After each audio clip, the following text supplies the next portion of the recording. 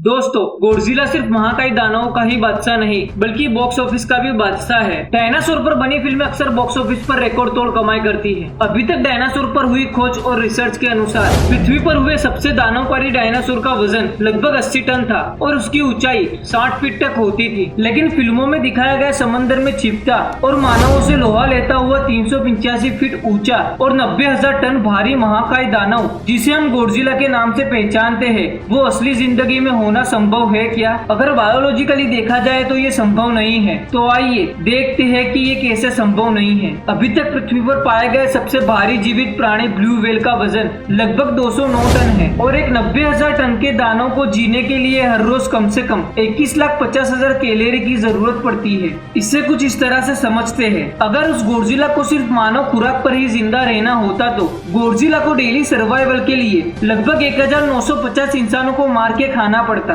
क्योंकि एक मानव शरीर में लगभग 1100 कैलोरी होती है। और इसके अलावा समंदर से बाहर निकलकर हम पे हमला करते गोडजिला को मारने के लिए शायद हमें टैंक्स, मिसाइल्स या न्यूक्लियर बॉम्ब्स की जरूरत नहीं पड़ती, क्योंकि पृथ्वी की एक चीज ऐसी है जो गोडजिला का काम खुद ही तमाम कर देती है, वो है हमारी पृथ्वी की ग्रेविटी। और इसके अलावा इतने भीमकाय शरीर को सपोर्ट करने के लिए गोडजिला की हड्डियां पृथ्वी की ग्रेविटी के कारण अपना वजन ना संभाल पाने से प्रेशर के कारण ध्वस्त हो गई होती। और अभी तक मिले डायनासोर के किसी भी फॉसिल के आधार पर कहा जा सकता है कि गोडजिला का दिल इतने विशालकाय शरीर में पृथ्वी की ग्रेविटी से लड़कर ब्लड पंप नहीं कर पाता। तो देखा जाए तो गोडजिला जैसी चीज होना पृथ्वी पर पॉसिबल नहीं है। गोडजिला सिर्फ एक काल्पनिक जानवर है। पर हाँ, ये बात बिल्कुल सच है कि डायनासोर वास्तविक है और आज से करोड़ों साल पहले वो इसी पृथ्वी पर रहते थे और आज भी रहते हैं। हाँ, डायनासोर आज भी मौजूद है हमारे आसपास। हम जो पक्षी देखते हैं वो एक्चुअली में डायनासोर के वंश के ही प्राणी हैं, जो कि डायनासोर के अंत की गाथा के एकमात्र विजेता कहे जा सकते हैं। तो क्या हम किसी भी प्रकार से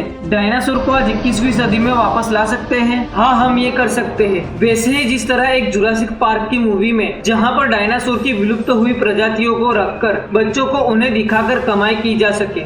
लेकिन ऐसा करने में एक प्रॉब्लम ये है कि जेनेटिक इंजीनियरिंग से बनाई गई वो चीजें हिस्टोरिकल डायनासोर नहीं होंगे, वो हमारे द्वारा बनाए हुए खूंखार जानवर होंगे जो डायनासोर से भी खतरनाक हो सकते हैं। पर फिर भी हमारे दिमाग में अक्सर एक सवाल आता है कि हमें और बच्चों को डायनासोर की फिल्में इतनी पसंद क्यों आती हैं? क्यों हम एक विशालकाय दानव को न्यूयॉर्क की सड़कों पर तोड़फोड़ करते हुए देखने के लिए पैसा खर्च करते हैं और फर्स्ट डे फर्स्ट शो देखना पसंद करते हैं? शायद इसका जवाब ये है कि हमें ड्रैकुला, भूत प्रेत और एलियंस थोड़े अवास्तविक प्रतीत होते हैं। लेकिन डायनासोर के हमारे पास पक्के सबूत है कि कभी किसी वक्त पृथ्वी के जिस हिस्से में हम रहते हैं वहाँ पर मौत बन के घूमते हुए डायनासोर का राज होता था। मौत जिसके आगे अपनी बेहतरीन नॉलेज, विज्ञान और क्षमताओं के बावजूद इंसान को हमेशा समर्पण करना पड़ा है। लेकिन मौत के आगे भागना, मौत के पंजों से आंख मिचौली करके बच निकलने की कोशिश करना भी इंसानों का शौक रहा है। किसी महाकाय दानव को छलांग मारकर इंसानों की मृत्यु के रूप में इंसानों के पीछे भागते हुए देखना